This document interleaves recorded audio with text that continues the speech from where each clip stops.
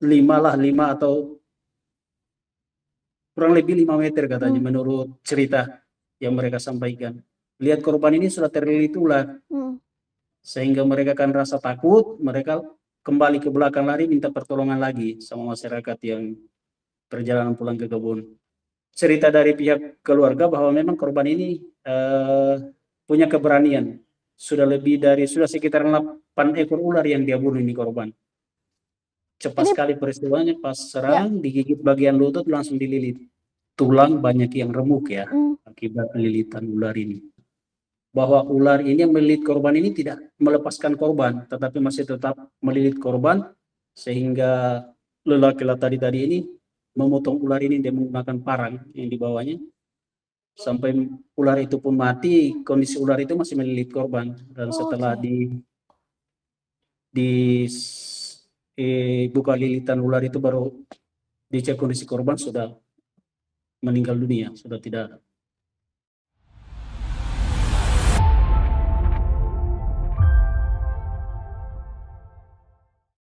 Assalamualaikum warahmatullahi wabarakatuh. Jumpa lagi bersama saya Desi Triana dalam program Saksi Kata. Seorang pria di Kabupaten Buton Selatan, Provinsi Sulawesi Tenggara, tewas usai dililit ular pada Minggu 23 November 2025 sore. Peristiwa mengenaskan ini menimpa pria berinisial LD saat hendak pulang ke rumah di lingkungan Makolona, Kelurahan Jaya Bakti, Kecamatan Sampolawa di Buton Selatan. Saksi Kata akan menggali terkait kronologis awal peristiwa ini bisa terjadi bersama dengan Kapolsek Sampolawa, Ibtu Kardi yang sudah terhubung secara virtual. Assalamualaikum Bapak dan selamat malam.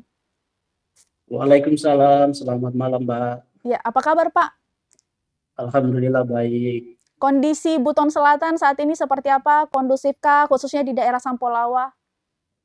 Alhamdulillah sampai saat ini untuk kondisi Kamtipmas masih dalam keadaan aman dan kondusif untuk Kecamatan Sampolawa. Ya, mungkin langsung saja Pak, terkait dengan peristiwa yang terjadi pada hari Minggu 23 November 2025. Kalau boleh tahu Pak, bagaimana sebenarnya kronologis awal peristiwa ini bisa terjadi dan diketahui oleh kepolisian atau Polsek Sampolawa itu sendiri? Awalnya anggota piket mendapatkan informasi dari pihak keluarga korban yang menyampaikan melalui via telepon bahwa ada korban warga masyarakat Makolona yang dililit ular pada saat perjalanan pulang dari kebun menuju kampung. Kejadiannya itu di hari Minggu tanggal 23 November sekitar jam 4, namun informasi yang sampai ke kami saat itu disampaikan sudah jam 5 sore. Oke, berarti sudah masuk informasinya pada petang ya, pada waktu petang ya? Iya, Oke, betul ya. dan pada saat peristiwa itu terjadi, di jam 5 itu apakah sudah dilakukan evakuasi oleh warga atau korban ini sempat hilang atau seperti apa informasi yang didapatkan oleh pihak kepolisian? Pada saat anggota piket mendapatkan informasi turun di TKP, korban sudah sementara dievakuasi menuju rumah duka. Untuk korban sendiri itu tidak sempat hilang karena memang dalam perjalanan pulang ke kebun ini korban ini bersama 2 orang lainnya. Namun pada saat kejadian ini korban memang jalannya agak mendahului ke depan sehingga agak meninggalkan temannya. Namun pada saat terjadi kejadian ini dililit ular, korban ini sempat berteriak minta tolong sehingga didengarlah sama teman yang 2 ini. Namun karena kondisi pada saat itu yang 2 ini tidak langsung memberikan bantuan pertolongan karena rasa takut melihat Oke. kejadian yang korban saat itu sudah dililit ular katanya, cerita dari mereka, sehingga mereka ini kembali lagi mencari bantuan masyarakat yang sementara berjalan pulang yang dari kebun juga. Oke, berarti pada saat pulang dari kebun itu matahari masih ada ya, kondisinya masih siang hari ya? Dari kebun mereka pulangnya jam 4, kan Jam 4 perjalanan dari sore? kebun ke kampung itu 1,5 jam. Oh, oke. Kalau boleh tahu Pak, ini 2 orang saksi mata berarti ada di lokasi kejadian? Betul. Iya, itu jarak antara saksi dan juga korban itu sejauh apa Pak? Kalau misalkan mereka berdua pun di awal kejadian baru melihat korban ini pada saat sudah terlilit gitu, itu jaraknya berarti agak jauh ya? Artinya yang saksi 2 orang yang melihat kejadian langsung itu awalnya mendengar teriakan minta tolong, sehingga mereka mencari tahu siapa yang minta tolong. Setelah dekat, mereka melihat mungkin jaraknya itu sekitaran 5 atau kurang lebih 5 meter katanya menurut cerita yang mereka sampaikan. Lihat korban ini sudah terlilit ular, sehingga mereka kan rasa takut, mereka kembali ke belakang lari minta pertolongan lagi sama masyarakat yang perjalanan pulang ke kebun. Pada saat terlilit ular, korban masih sempat meminta tolong. Dan 2 korban ini kalau boleh tahu Pak, meninggalkan korban itu dalam waktu yang berapa lama gitu untuk mencari pertolongan? Artinya korban sendirian? Iya, pada saat itu korban sendirian terlilit ular. Yang 2 yang mencari pertolongan tidak selang lama, sekitaran tidak sampai 5 menit katanya sudah tiba, sehingga mereka melakukan pertolongan. Ada seorang warga lagi yang pulang dari kebun itu atas nama LT ya, Ya. kalau tadi, sehingga langsung membantu korban karena posisinya saat itu menurut cerita saksi mata bahwa ular ini yang melilit korban ini tidak melepaskan korban, tetapi masih tetap melilit korban, sehingga lelaki tadi ini memotong ular ini dan menggunakan parang yang dibawanya sampai ular itu pun mati. Kondisi ular itu masih melilit korban, dan setelah buka lilitan ular itu baru dicek kondisi korban sudah meninggal dunia, sudah tidak. Berarti prosesnya begitu cepat Pak ya, pada saat terlilit ular kemudian berteriak, setelah itu tidak ada lagi suara dan kemudian dilakukan evakuasi oleh warga. Artinya Iya, tidak memang memakan cepat. waktu. Ya. Cepat sekali katanya, prosesnya itu cepat sekali, tidak sampai 20 menit. Ya. Cepat sekali. Dan informasi masuk di kepolisian. Pada saat itu kalau boleh tahu langkah kepolisian apakah langsung menuju ke lokasi kejadian itu masih dapatkah atau langsung ke rumah korban atau seperti apa Pak? Pada saat mendapatkan informasi dari keluarga korban terkait peristiwa ini, anggota piket langsung ke lokasi, TKP. Namun dalam perjalanan mereka sudah ketemu dengan korban dan masyarakat, pihak keluarga mengevakuasi korban untuk menuju ke rumah kediaman. Berpas-pasan ya? Iya, sudah ketemu di jalan. Oh ya. Kondisinya berarti korban dibawa dalam keadaan meninggal dunia. Betul ya. Itu boleh ditahu sebelumnya Pak, apakah korban ini memang selalu melakukan aktivitas ke kebun atau seperti apa Pak? Kesehariannya memang korban ini memang aktivitasnya berkebun. Setiap hari naik di kebun, pulang sore hari tiba menjelang maghrib. Kadang juga menurut penyampaian dari pihak keluarga korban ini kadang juga bermalam di kebun. Oke. Ya. Keluarga korban juga tadi menyampaikan bahwa kejadian seperti ini sudah sering korban alami. 4 bulan yang lalu katanya, sekitar 4 bulan yang lalu korban juga sempat juga mendapat ular besar di sekitaran lokasi yang sama, tapi pada saat itu korban berhasil membunuh ular yang 4 bulan yang lalu. Dan korban ini cerita dari pihak keluarga bahwa memang korban ini punya keberanian. Sudah sekitar 8 ekor ular yang dia bunuh ini korban. Ya, tapi dengan kondisi seperti itu apa yang kira-kira yang menyebabkan korban sampai akhirnya tidak bisa menyelamatkan dirinya, Pak? Kalau cerita dari saudara korban bahwa pada saat korban pulang hari Minggu sore itu, korban dengan membawa beban, memikul kayu papan itu yang akan dibawa ke rumah, sehingga korban ini tidak memperhatikan lagi kondisi jalan kiri kanan, hanya fokus melihat jalan ke depan. Ular ini katanya pada saat diserang korban ini dari samping, akhirnya korban tidak melihat.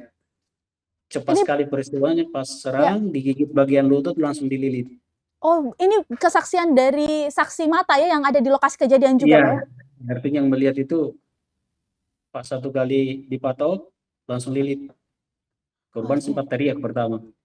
Oke. Dan proses evakuasi berlangsung artinya cuma 2 orang kah atau 3 orang, Pak, yang ada di lokasi kejadian? Yang ada di lokasi Untuk saksi kejadian sudah mata? banyak. Banyak ya, berarti Dari warga sudah iya, pada berdatangan? iya karena keluarga ini punya grup WA, Mmm, sehingga komunikasinya melalui via telepon, melalui WA sehingga keluarga korban cepat menyusul ke lokasi kejadian, sehingga langsung mengevakuasi korban itu dengan menggunakan eee, alat seadanya, menggunakan ya sarung dan kayu yang dibapong itu, ya, dipikul, lalu dibawa ke rumah duka. seperti video viral yang beredar ya? Iya, betul. Ya ya, artinya jarak antara rumah korban dengan lokasi kejadian itu cukup jauh? Iya, masih cukup jauh lah.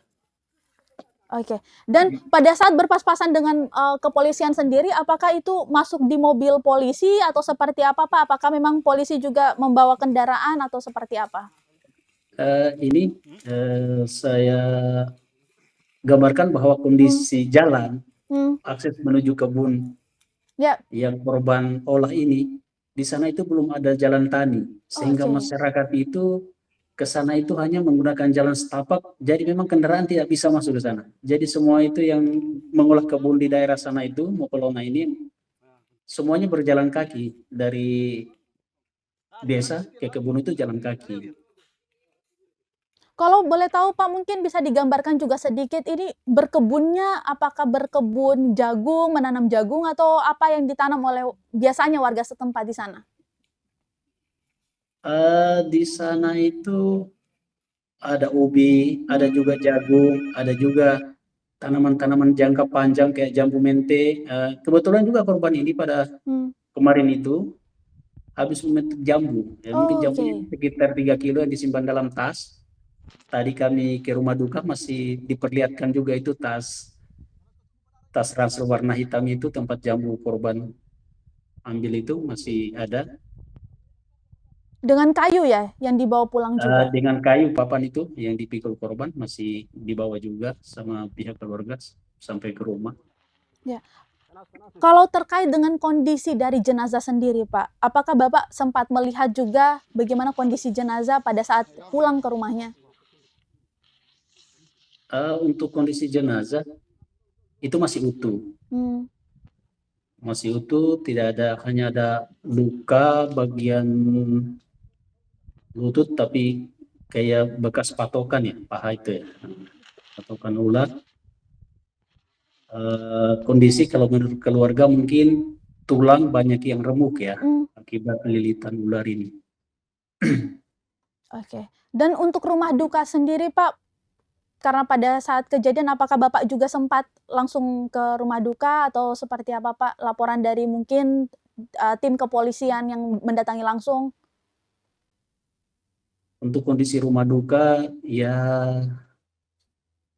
rumah ini ya, rumah rumah kayu, rumah Mmm, papan ya, yang memang, kondisinya itu kalau kita bilang mungkin masih jauh dari kata, eee, layak, Pak, layak ya? ya. Ya. Iya, layak ya, saya ini kan mungkin ya.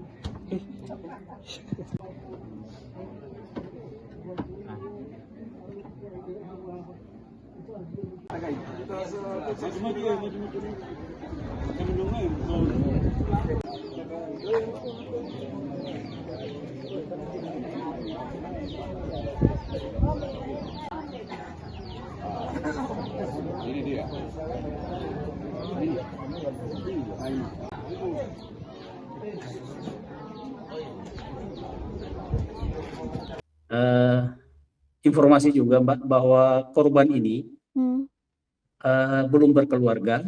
Oh ya, Di usia ke-52 ini korban belum berkeluarga.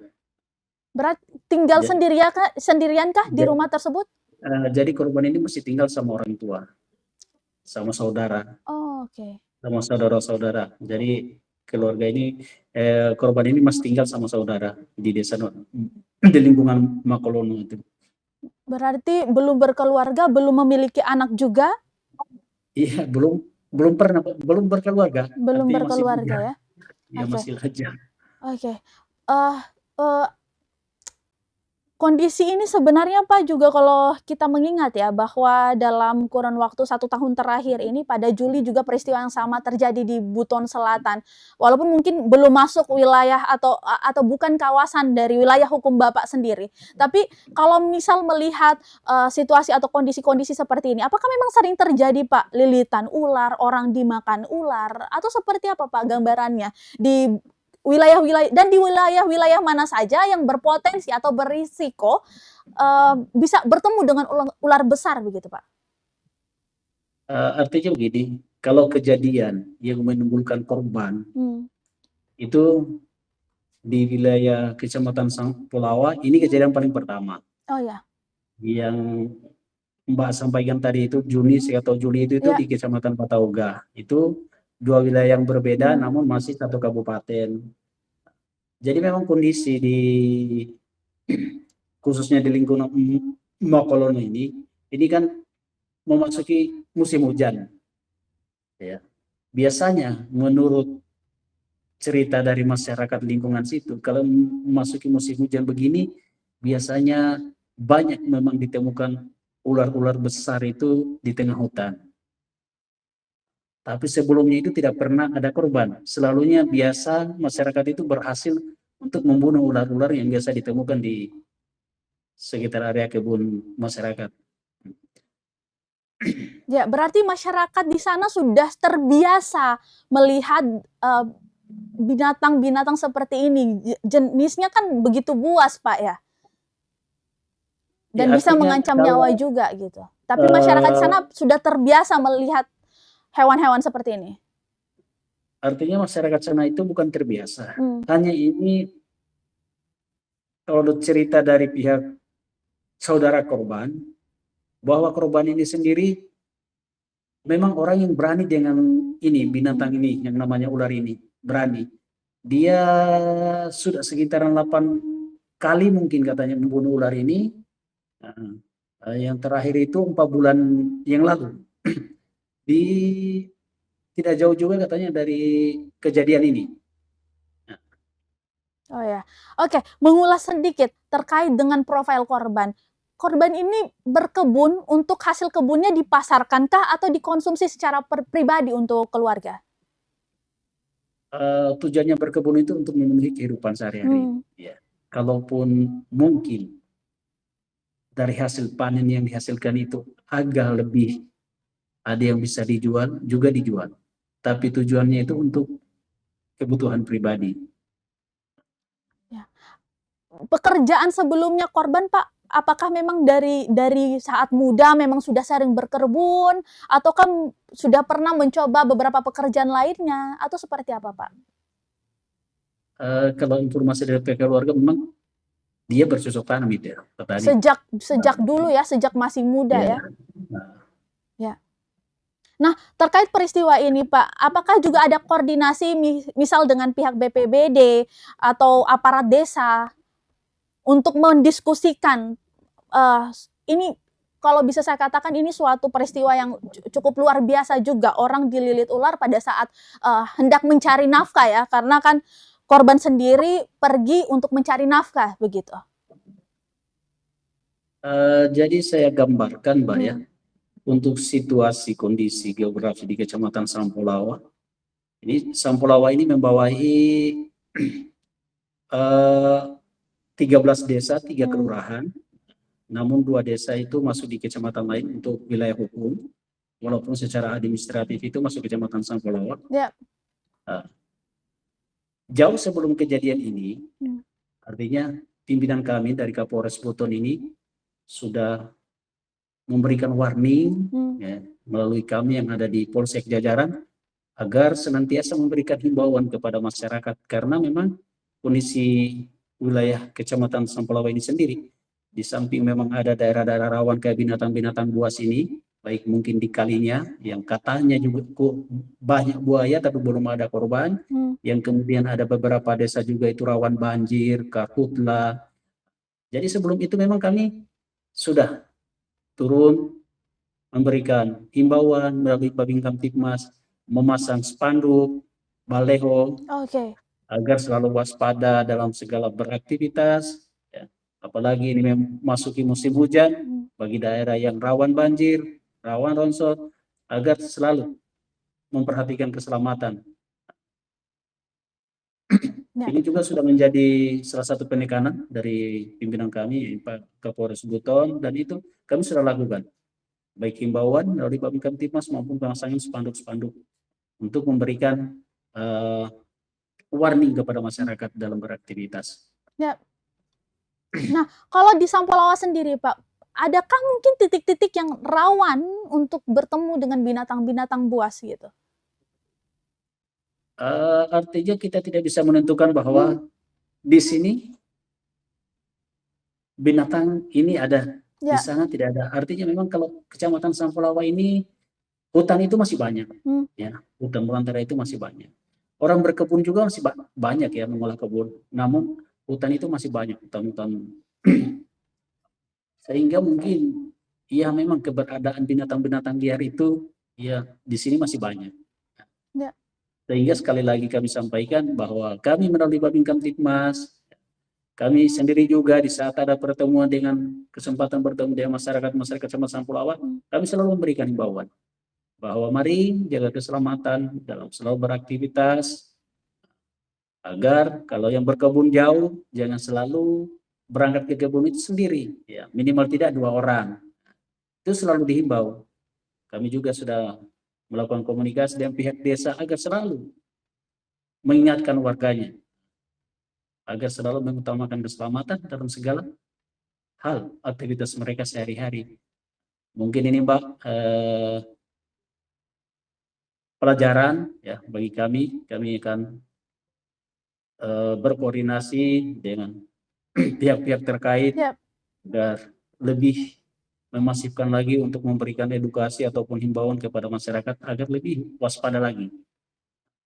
Utamanya bagi para petani, para nelayan maupun daerah-daerah rawan bencana alam lainnya.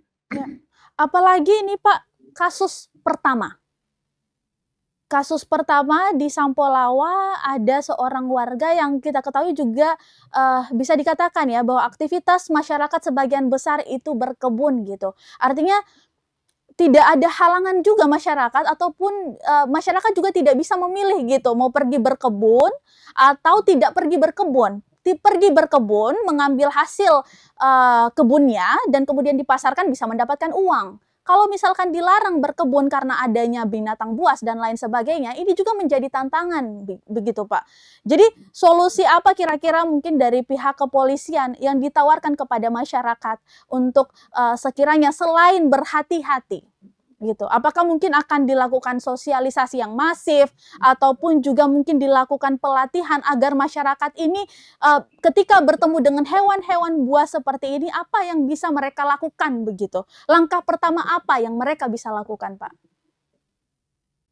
Terkait kejadian ini, tentu kami ini pertama di wilayah Kecamatan Sampalawa dan mudah-mudahan ini terakhir. Tidak ada lagi kejadian berikutnya untuk menjamin segala kenyamanan dan aktivitas masyarakat dalam beraktivitas, itu yang menjadi tujuan utama kami.